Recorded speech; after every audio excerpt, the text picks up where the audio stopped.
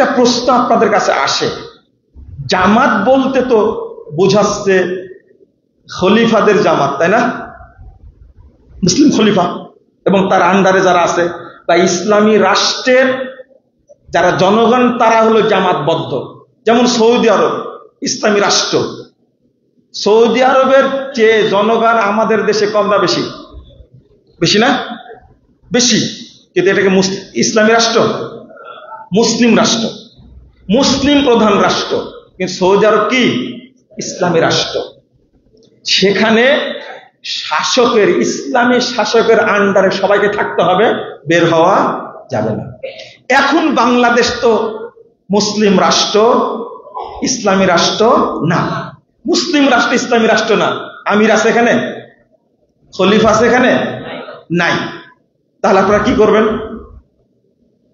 রাসূল সাল্লাল্লাহু আলাইহি ওয়াসাল্লাম বলে গেছেন, খেলাফত একাধারে থাকবে কত বছর? 30 বছর। তারপরে কি হবে? খেলাফত থাকবে না।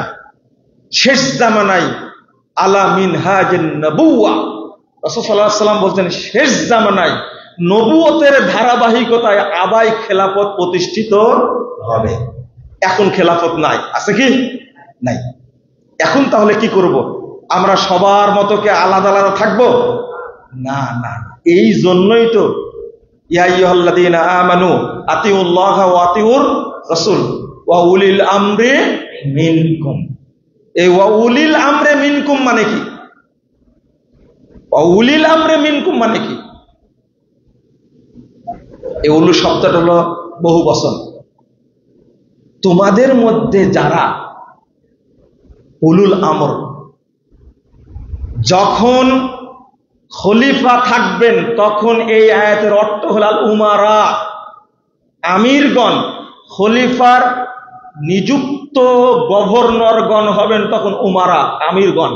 আর যখন খেলাফত না থাকবে তখন হবে আল উলামা, আহলুল ফিকহ ওয়াদ দ্বীন ওয়াল ফুকাহা। সব সাহাবী এবং সব তাবেঈ, সব তাবে তাবেঈ একমত, উলুল আমর অর্থ হলো বিজ্ঞ উলামায়ে কেরাম। খেলাফত না থাকলে তাদের মাধ্যমে ঐক্যবদ্ধ থাকবে কারা? জনগণ। তবুও বিচ্ছিন্ন থাকা যাবে না। আশা করি বুঝতে পেরেছেন। এবার বিচ্ছিন্ন থাকা যাবে না, কারণ রাসূল সাল্লাল্লাহু আলাইহি ওয়াসাল্লাম বলছেন, ইয়াদুল্লাহি আলাল জামা। আপনি বিভক্ত থাকবেন, পথভ্রষ্ট হওয়ার সম্ভাবনা বেশি। আজকে মানুষ পথভ্রষ্ট হয়েছে, হাজারো মানুষ পথভ্রষ্ট হয়েছে। কেন? আহলে কুরআন বের হয়নি? হয়েছে না? কি নোংরা ব্যাখ্যা দিচ্ছে। এক কালপিট বলবো, এক ক্রিমিনাল, মুরাদ বিন আমজাদ, নাম শুনেছেন না আপনারা? সে এই মুরাদ বিন এই মালউন লানাতুল্লাহি আলাইহি, আল্লাহ তার উপরে লানত দান করুক।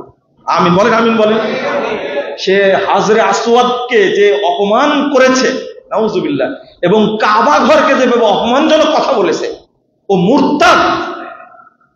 ওর মূল কারণ হলো ও নিজে নিজে কোরআন হাদিস বুঝতে গিয়ে নিজেই কাফের হয়ে গেছে, মুরতাদ হয়ে গেছে।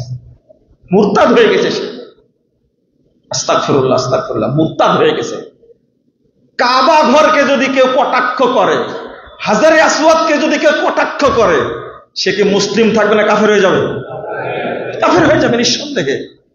বলছে শুধু কোরআন মানতে হবে। আর কোরআনের মধ্যে কি নবীকে মানার নির্দেশনা নাই? এই যে আহলে কোরআন বেরিয়ে গেছে, তারা পথভ্রষ্ট হয়েছে। 2 নম্বর, এই শরীয়ত নিজে বুঝতে গিয়ে এক শ্রেণীর মানুষ খারেজি হয়ে গেছে না? খারিজ হয়ে গেছে। একজনও আলেম নাই। যারা হাদিস অস্বীকার করে তাদের মধ্যে যেমন আলেম নাই, যারা খারেজি আকীদা পোষণ করে তাদের মধ্যে কোনো আলেম নাই। একজন আলেমের কথা বলেন তো দেখি, দেখি আপনার কত বড় সাহস আছে। পথভ্রষ্ট হওয়ার কারণ কি? সে বলছে যে সব কাফের, তাদেরকে বোমা মেরে ঐক্যবদ্ধ হবে, নাউযুবিল্লাহ, আস্তাগফিরুল্লাহ, ধ্বংস হয়ে গেছে। নিজে নিজে বুঝার কারণে কি হয়ে গেছে? ধ্বংস হয়ে গেছে। এই জন্য রাসূল সাল্লাল্লাহু আলাইহি ওয়াসাল্লাম বলছেন, 2166 নম্বর হাদিস, 2166 নম্বর হাদিস তিরমিজির মধ্যে এসেছে, ইন্নাল্লাহা লা ইয়াজমাউ উম্মতি আলা দালালাহ, আমার উম্মতকে আল্লাহ কখনো ভ্রষ্টতার উপরে একমত হতে, জমা হতে দিবেন না। বলেন দায়িত্ব কে নিয়েছেন? আল্লাহ সুবহানাল্লাহি ওয়া বিহামদিহি। কখনো রাসূলের উম্মত যারা হবে, প্রকৃত যারা উম্মত হবে, তারা কখনো বাতিলের উপরে ঐক্যবদ্ধ হবে না। এই দায়িত্বটা কে নিয়েছেন? আল্লাহ। তাহলে কি কোনো সন্দেহ থাকলো? রাসূল সাল্লাল্লাহু আলাইহি ওয়াসাল্লাম এরপরে বললেন, ইয়াদুল্লাহি আলাল জামাআহ, যারা ঐক্যবদ্ধ থাকবে তাদের উপরে আল্লাহর হাত রয়েছে। সুবহানাল্লাহি ওয়া বিহামদিহি। এর অর্থ কি? আল্লাহর হাত রয়েছে, এর অর্থ কি? এত সুন্দর সালাফরা, সাহাবায়ে কেরাম বলছেন, আই সাকিনাতুহু ওয়া রাহমাতুহু আলাল মুত্তাফিকিন, যারা ঐক্যবদ্ধ আছে তাদের উপরে আল্লাহর বিশেষ দয়া এবং রহমত রয়েছে। ওয়াহুম বাঈদুন আনিল খাউফি ওয়াল আযা ওয়াল ইসতিরাব, এই জামাতবদ্ধ যারা থাকবে তারা ভীতি থেকে, ক্ষতি থেকে এবং বিশৃঙ্খলা থেকে অনেক দূরে থাকবে। বলেন আলহামদুলিল্লাহ। ইয়াদুল্লাহি আলাল জামার অর্থ করছেন, ফাইদা তাফাররাকু জালাতিস সাকিনা ওয়ার রাহমা, যখনই দলে দলে বিভক্ত হয়ে যাবে তখনই আল্লাহর রহমত চলে যাবে, তখনই আল্লাহর বিশেষ দয়া সাকিনা চলে যাবে।